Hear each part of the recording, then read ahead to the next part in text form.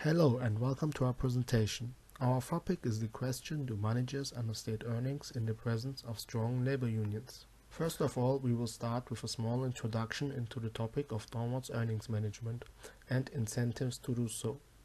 Then we will continue with empirical predictions and methodology. After that, my colleagues will discuss our regression and the results, leading up to potential issues, and lastly, our conclusion. Earnings management is a management strategy employed to deliberately manipulate the company's earnings so that the figures match the performance targets they would like to present to the relevant stakeholders. This practice is often referred to as income smoothing activity. However, in this presentation, we will specifically focus on downwards earnings management, which stands for a situation where performance of the company is underreported in order to present a smaller income. Managers achieve this via many means, but specifically throughout the mediums of accounting estimates, such as provisions and depreciation. An often used method is income shifting, which is timing revenues or expenses so that they fit in the current fiscal year.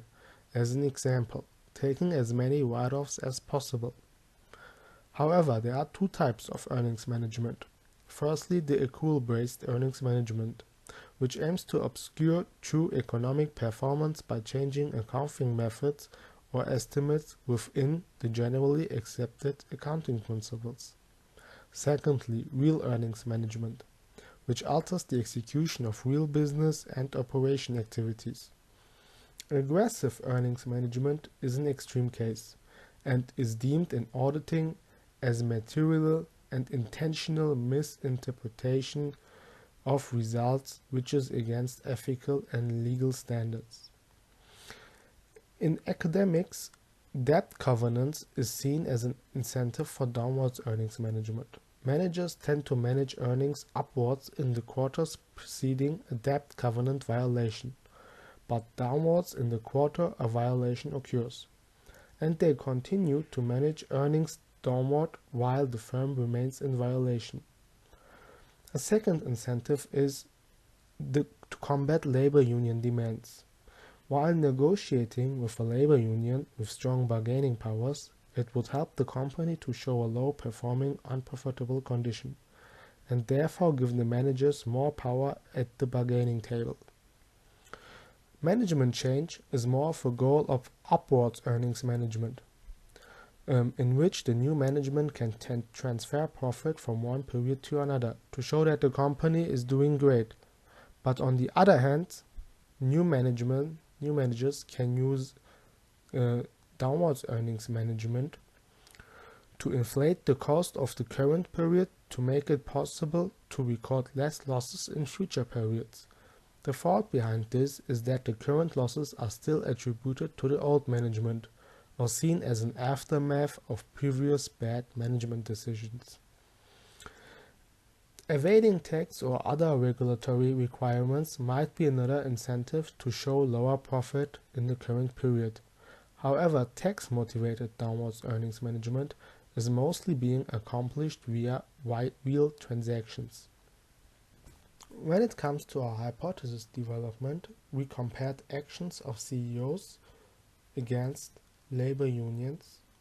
The management of companies which have to deal with stronger labor unions often tend to hold less cash, increase leverage, and furthermore disclose positive news less frequently. This may be due to the reason that managers fear to give labor unions incentives to strike for higher wages. Furthermore, managers avoid reporting volatile earnings due to the same reason. However, an important question to consider is if the management only uses downward earnings management while labor negotiations with a strong union are happening. So, is this more of a short-term strategy around labor negotiations? All in all, one can say that managers facing a strong labor union probably have stronger incentives to shelter firm resources to gain a bargaining advantage. On the other hand, labor unions serve an important role to the common worker. Unionized workers are way more effective in negotiating wages or compensation. Furthermore, labor unions are likely to be stronger at established firms. The strongest bargaining tool of a labor union is the strike, if labor negotiations fail.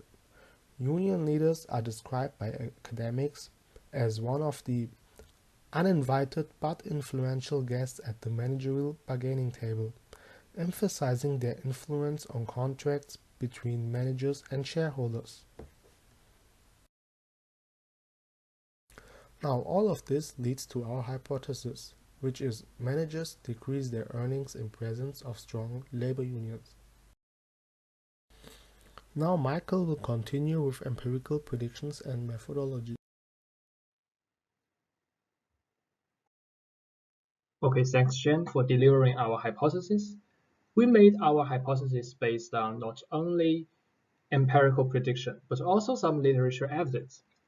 First, labor cost is significant to firms' production functions. To maximize profits, managers would try to cut down incremental costs as much as possible. Therefore, empirically, managers have incentives to understate the company's earnings and to use it as a bargaining power with strong labor union.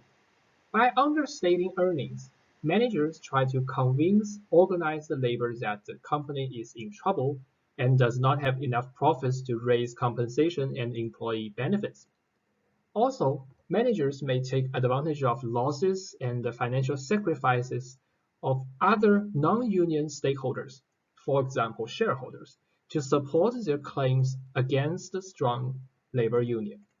Second, multiple literature's findings also show evidence that managers have incentive to understate earnings in the presence of labor unions, which is our hypothesis.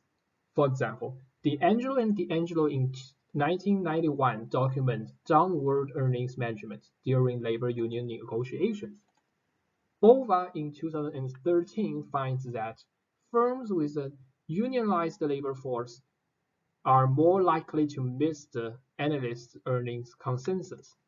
And Chung in 2016 shows that firms with stronger unions tend to withhold good news. So therefore, the overall evidence in the literature suggests, although not overwhelmingly, that firms exhibit a tendency to report downward biased earnings in the presence of a strong labor union.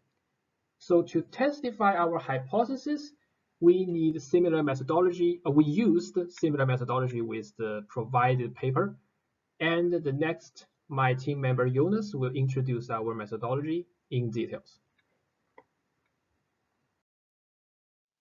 Thank you, Mike. I am going to talk about our methodology, that means the data and time period we chose, how we prepared the data to fit our required control variables, and which statistical methods we used. The time period we chose are the years 2000 to 2013 to investigate our hypothesis on a relatively recent time period compared to other academic articles. First, we needed general data from the balance sheet and income statement of European firms like total assets, shareholders' equity, net income, sales, and more. There are two more datasets that are important and which I want to point out. First, the union strength dataset, which represent the density of trade unions at the country year level. Second, the discretionary accruals according to Jones, which are needed to calculate the predictions of the dependent variable. It is calculated as a negative of the correlation between the pre-managed earnings and the discretionary accruals. This follows the approach of Hamm et al., which is our related article. Overall, the source of our data is the ICON data stream. Before selecting any data or the final sample, we used the whole sample to calculate control variables and the dependent variable using Stata. The control variables we chose are net operating assets, book to market value, the natural logarithm of market value, return on assets, and sales growth, which are similar to the ones that Hamm et al. Used. In the next step, we transformed the union strength measure from country year level to the firm year level by multiplying the given union measure with the numbers of employees scaled by total assets per firm. After this, we started selecting the data sample by including only those firms for which we calculated the value of the control variables, the dependent variable, and the union measure. Furthermore, since we focus on downwards earnings management in our hypothesis, we checked whether a firm has a negative value of pre-managed earnings or not. If they have a negative value, we use Stater to assign them a 1. If they have a positive value, we assign them a 0. Pre-managed earnings, in our case, are defined as net income minus discretionary accruals. The final sample includes both firms with negative pre-managed earnings and firms with positive pre-managed earnings. Later, in a second sample, we checked for robustness by only including the firms with a negative value of pre-managed earnings, which did not alter the results, which Raoul will present you in a minute significantly. At last, we calculated fixed firm and industry effects for our final sample. After the preparation and selection of the data, we ran a linear regression on the sample to investigate whether our hypothesis holds or not. Raoul will present the results of the regression and the according descriptive statistics now.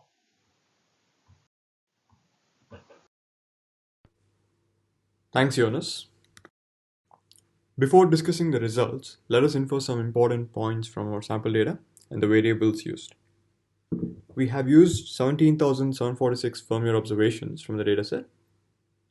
The variables marked with an asterisk have been mensurized to mitigate the effects of extreme outliers. And it is important to note that the average union strength of firms in our data is as low as 0.2%, and the maximum value does not exceed 5.45%. This displays we don't have sufficient observations in our sample with a really strong union, hence we shall discuss in the later part how this will affect our hypothesis. Lastly, the dummy variable is an indicator variable necessary for computing the variable y. This would have been equal to 1 when there is a reduction in discretionary accruals compared to the previous firm year. This is observed in half of our data since the mean is equal to 0.5.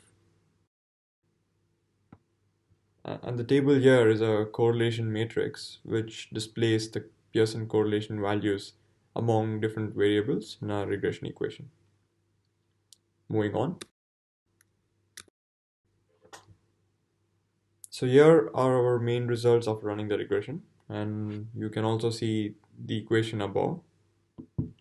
The main independent variable in our hypothesis was union strength, and as you can see, this has a p-value of 0.004, thus making it highly significant, and the coefficient is negative. Hence, this clearly rejects our hypothesis since we predicted a significantly positive value. And we can interpret this as the opposite of our hypothesis, that is, firms with stronger unions are less likely to employ downwards earnings management. There are some other interesting observations too. The control variables such as NOA, a proxy for accounting flexibility, and leverage also display highly significant and negative coefficient values. On the other hand, return on assets, a proxy for profitability, has a strongly positive coefficient and with a p-value of 0. This clearly suggests that firms with higher profitability tend to manage their earnings downwards. Now that we have discussed our findings and results, we shall talk about potential issues with our study. Thanks very much for that. Since we already have a great understanding of the regression findings and the results interpretation, I would like to talk about potential issues in this research project. First of all, our research focused on the period from 2000 to 2013, and there are not really strong unions in data sample in this period. Empirically, we got a max value of about 5% for the variable union strength, which is not strong at all. When exploring possible reason for this situation, we suppose that it could be that unions are getting weaker and also firms are becoming less labor-intensive during the period from 2000 to 2013. Another possible issue is lack of data. This further leads to difficulty of incorporating other company-related control variables, such as capital expenditure, new issue of capital, and so on. As a result, we are unable to investigate or validate the relationship between other variables and to exclude possible existence of endogeneity. Thus, our error term doesn't show exact the properties of white noise, and there might exist some correlations between the error term and some of our explanatory variables. In short, we believe that we can expect a better and more significant result if we could have more data available to examine the relationship between them. That's all. Thanks very much. Now come to our conclusion. In our study, we focus on labor unions and examine how labor union strength affects managers' incentives to understate earnings. Based on our empirical predictions and prior literature, we generate our hypothesis that managers decrease their earnings in presence of labor unions.